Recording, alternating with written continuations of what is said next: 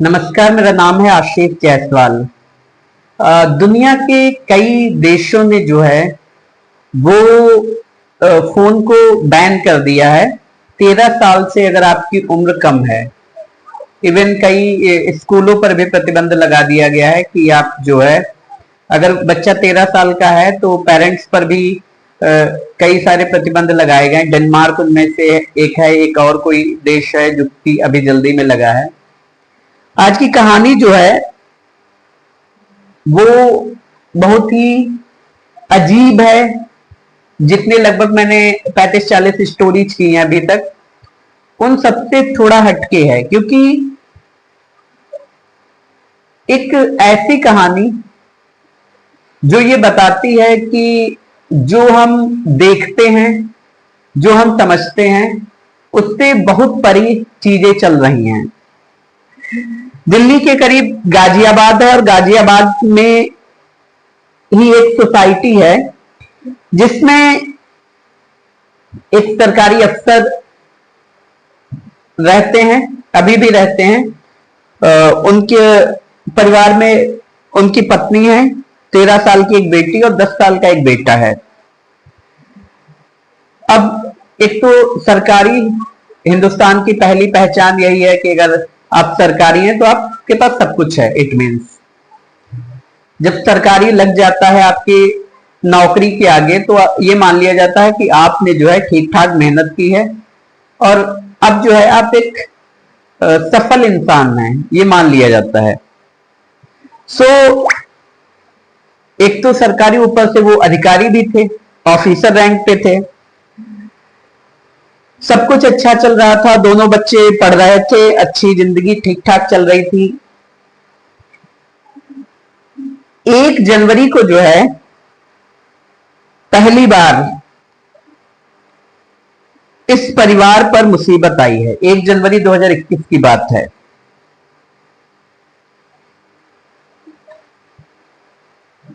इस परिवार की जो मुखिया थी, मीन्स ऑफिसर साहब की वाइफ, और इवन ऑफिसर साहब की ईमेल आईडी पर भी एक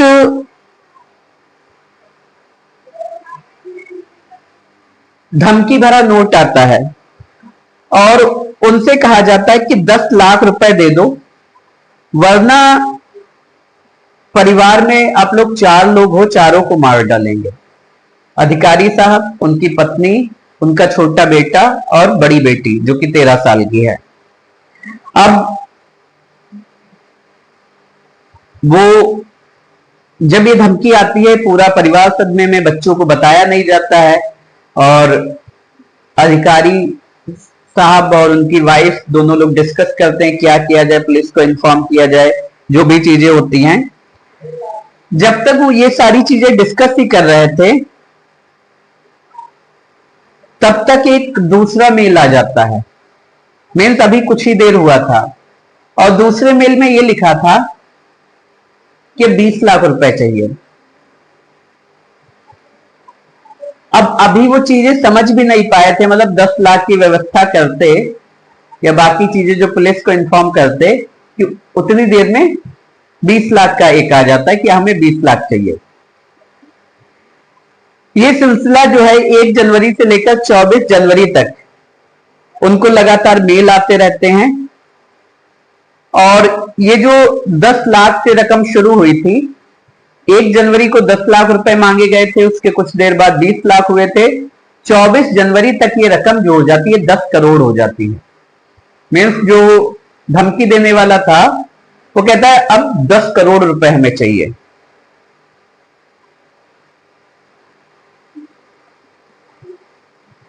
अब जो है ईमेल में जो है अजीब अजीब चीजें हो रही थी।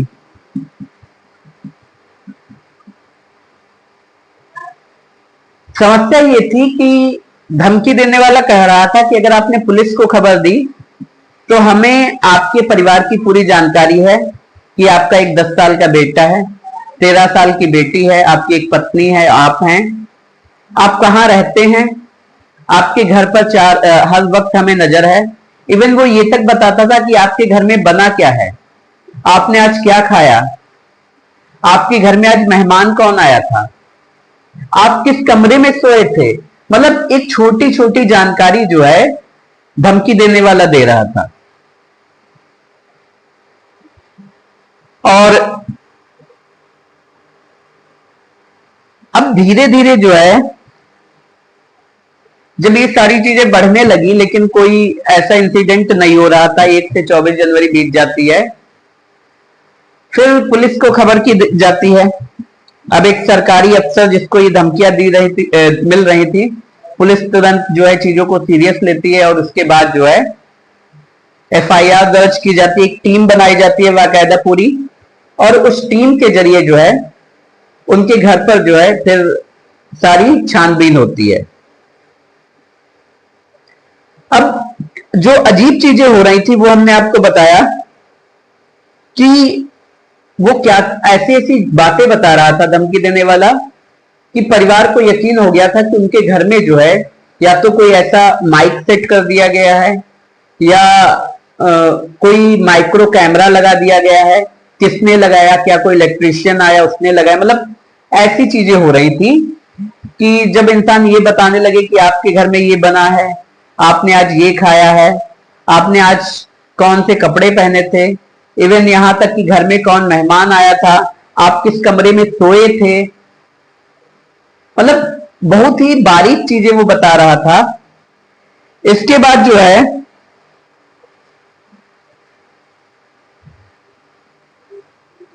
23 जनवरी को पुलिस जो है वो मुकदमा दर्ज कर लेती है। और एक हिसाब से अगर देखा जाए तो उनकी पूरी की पूरी प्राइवेसी छिन गई थी, क्योंकि इतनी सारी चीजें एक साथ होना, बहुत ही हर एक चीज पे नजर रखना। फिर होता क्या है कि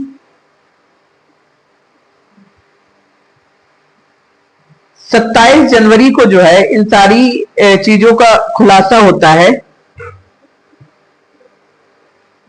एक पुलिस की टीम बनाई जाती है, लगभग 5 लोग होते हैं। वो घर पहुंचते हैं और घर की हर एक छोटी छोटी चीज को जो है वो लोग सर्च करते हैं। इवन कहते हैं कि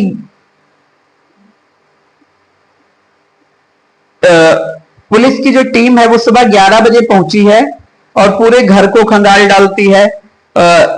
एक मोबाइल फोन, एक लैपटॉप अपने साथ ले जाती है और कहती है कि ये जो है एक्सपर्ट को भेजेंगे, जिससे हमें ये पता लग सके कि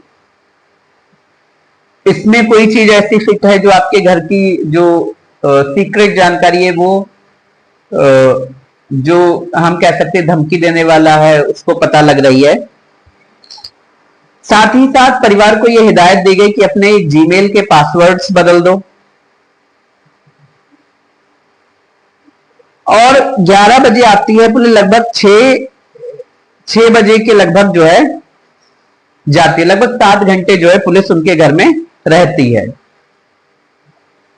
अभी अभी 7 घंटे रहने के बाद पुलिस जो है अपना पूरा काम करके चली जाती है। पुलिस को कोई क्लू नहीं मिलता, कोई सबूत नहीं मिलता। पुलिस घर से निकलती है, रास्ते में ही पहुंची हुई होगी, 10 से 20-30 मिनट हुए होंगे कि तभी एक ईमेल आता है। उस ईमेल में लिखा था कि आपने पुलिस को इन्फॉर्म किया है, 5 पुलिस वाले आपके घर पे आए थे।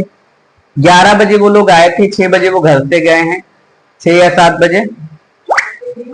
किन किन कमरों की तलाशी ली गई है, एक लैपटॉप साथ में लेके गए, एक फोन साथ में लेके गए हैं। वो लोग लगभग 7 घंटे आपके घर पे रहे हैं। उन लोगों ने क्या क्या खाया था, किन किन कमरों की तलाशी ली थी, कौन से इलेक्ट्रिक बोर्ड उन लोगों ने खोले हैं, टीवी स्क्रीन या हम कह सकते हैं कि लैपटॉप, मोबाइल फोन, कौन कौन से मोबाइल फोन्स को उन्होंने चेक किया है। इसके अलावा मतलब किन किन कमरों के कौन कौन से कोने चेक किए, मतलब एक एक छोटी छोटी जानकारी जो है वो ईमेल पे लिखकर शेयर करता है और कहता है कि तुमने जो है पुलिस को बुलाकर जो है अच्छा नहीं किया। इवन यहां तक वो बताता है कि जो लैपटॉप ले गए हैं वो पिंक कलर का है, मतलब हर एक चीज। अब जब ये ईमेल आती है अफसर तुरंत पुलिस को दोबारा सूचना देता है कि ऐसी ऐसी चीज है और ये सारी चीजें उसने बताई हैं। पुलिस रास्ते से ही जो है, जो उनके लीडर थे वो रास्ते से ही कहते हैं कि वापस टर्न लेते हैं और वापस आते हैं। वापस आने के बाद जो है, जब वो वापस आते हैं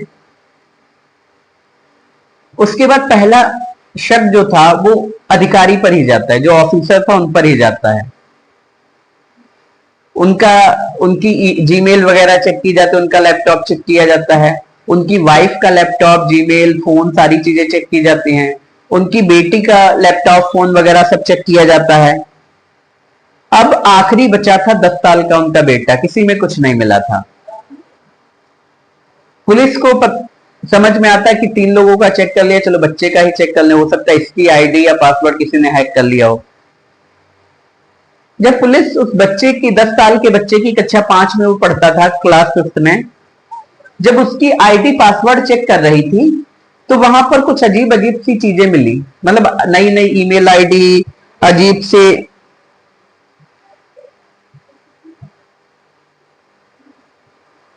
अब जब ये सारी चीजें, एक तो पुलिस ऑफिसर का दिमाग पहले ही घूम गया जब ऑफिसर ने बताया, अधिकारी ने बताया कि ये सारी चीजें जो है ईमेल पर उसने भेजी हैं। जब बच्चे का लैपटॉप खोला जाता है तो उसमें ये सारी चीजें मिलती हैं, कुछ अजीब अजीब सी चीजें, अजीब सी ईमेल आईडी। उससे पूछा जाता है, वो कहता है कि एक मेरा दोस्त है आदित्य है और एक नाम युवराज बताता है, और कहता है इन लोगों ने जो है हमें धमकाया था या पीटा था ऐसा कुछ, इसीलिए जो है हमने ये ईमेल जो है की है। उसके बाद जब इस पर जांच की जाती तो पता चलता है कि उसका आदित्य और युवराज नाम का कोई दोस्त ही नहीं है। अब 10 साल का बच्चा, उसको टॉर्चर भी नहीं किया जा सकता, उससे डांट डपट के पूछा भी नहीं जा सकता। कैसे भी करके पेरेंट्स को जो है पुलिस कन्विंस करती है। उसके बाद जो है बच्चे की काउंसलिंग शुरू होती है। धीरे धीरे वो बच्चा जो है वो सारे राज उगलना शुरू कर देता है। वो बताता है दिसंबर 2020 में साइबर सिक्योरिटी प्रोग्राम उसके स्कूल में हुआ था। साइबर सिक्योरिटी प्रोग्राम में बताया था कि कैसे जो है जो साइबर क्रिमिनल्स होते हैं वो लोगों को बेवकूफ बना देते हैं, कैसे वो किसी को परेशान कर देते हैं, कैसे वो पैसे हड़प लेते हैं, ये सारी चीजें। अब जब वो ये सारी चीजें सुनता है तो बच्चे को लगता है कि यार ये चीजें सच में होती हैं। अब कक्षा 5 का बच्चा, उससे नहीं इन सारी चीजों पे यकीन हो रहा था। सो उसने कहा कि मुझे प्रैक्टिकल करना था कि क्या सच में लोग डर जाते हैं ऐसा करने से। फिर वो घर पे आता है, लगभग वो कई महीने काम करता है उन सारी चीजों पे, यूट्यूब से देखता है कैसे फेक जीमेल बनाई जाएं, बाकी सारी चीजें कैसे फेक बनाई जाएं। उसके बाद कहते हैं कि महीने भर में जो है वो फेक जीमेल बनाना सीख जाता है और जो भी उसको चाहिए था, जो भी एक साइबर क्रिमिनल्स करते हैं वो सारी चीजें वो करता है। उसके बाद जब वक्त आता है कि ट्राई किस पर किया जाए, किसको ये जीमेल किया जाए, फिर उसे याद आता है कि किसी और को करने से अच्छा है कि अपने घर पर ही ट्राई किया जाए। तो वो अपने फादर को जो है एक ईमेल करता है, जो कि हमने आपको बताया कि धमकी देता है उनको कि मुझे 10 लाख रुपए चाहिए, नहीं तो आपकी फैमिली में 4 लोग हैं और चारों को मार डालेंगे। उसके बाद कुछ ही देर बाद वो दूसरा जीमेल करता है कि नहीं 10 नहीं 20 लाख चाहिए। फिर लगभग 1 जनवरी से 24 जनवरी तक ये सारी चीजें चलती हैं और फिर कहते हैं कि 10 लाख से वो रकम बढ़कर 10 करोड़ हो जाती है।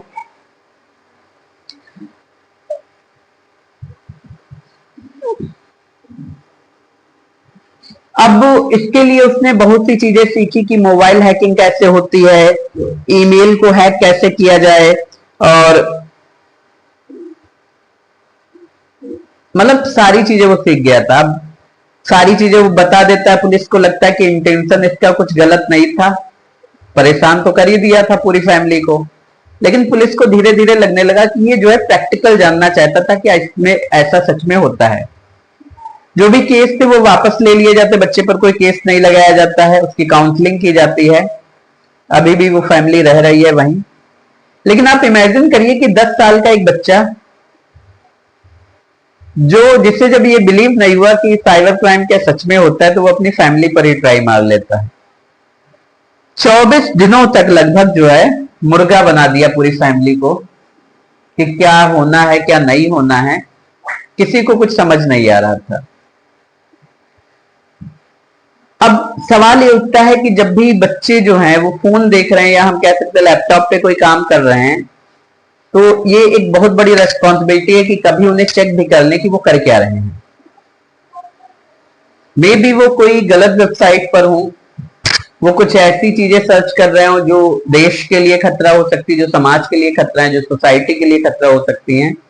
और आजकल हर एक कंटेंट अवेलेबल है। ये स्टोरी बता रही कि एक बच्चा जो है जब साइबर क्राइम के बारे में इतना जान गया, शुक्र है उसने फैमिली पर ही ट्राई किया, अगर वो कहीं कोई दूसरी फैमिली पर ट्राई कर देता तो कुछ गलत भी हो सकता था। अब कई सारे देश जो फोन पर बैन लगा रहे हैं कि 13 साल से अगर आपकी उम्र कम है तो आप फोन नहीं देंगे, गैर कानूनी माना जाएगा। कहीं ना कहीं ये सच भी है, सही भी है, क्योंकि डिजिटलाइजेशन जरूर हो गया है, लेकिन उसके लिए भी एक क्राइटेरिया होना चाहिए, एक लिमिटेशन डिसाइड कर देनी चाहिए। तो ये थी आज की कहानी।